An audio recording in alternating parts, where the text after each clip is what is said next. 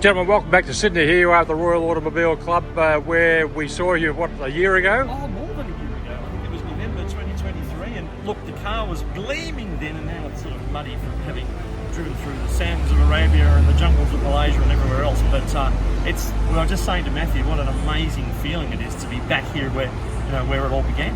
Well, you are back. Sorry, Matthew, you are back. How do you sum it up, Warren, the whole journey?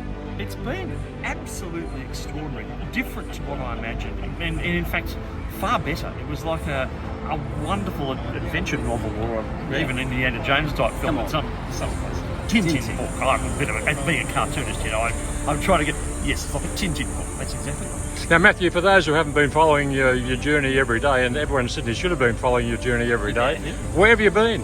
Well, we started off in London at Australia House with a letter from the King wishing us well because we're raising money for the Royal Flying Doctor Service.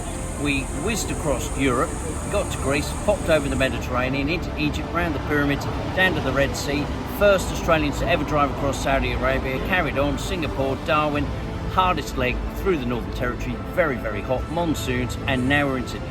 And one of the great things is that you've been actually raising money for the Royal Flying Doctor Service. Warren, how important has that been to the whole epic journey? Oh, huge. It's interesting because Francis Birtles travelled, you know, with his bean car from England to Australia in 1927 and 28. And when he passed through Cloncurry in Queensland in 1928, at that precise time, the Royal Flying Doctor Service was being formed. With the Reverend John Flynn, of course, and various others up there in Cloncurry. Most extraordinary things. So there's a lovely tie in there, but as you know, as Matthew and I have learned firsthand, we'd go into a country town, they'd find out you're raising money and they'd stick $50 in the tin and say, they saved my life. I had a few people, a lady running a servo up in Tambo, a month before she had a stroke, the RFDS saved her. Another one had been bitten by a brown snake, cutting some vines and saved her. And they're the best people, they really are. And you know, we've had quite a bit to do with them over the time, and they're just cut from a different cloth.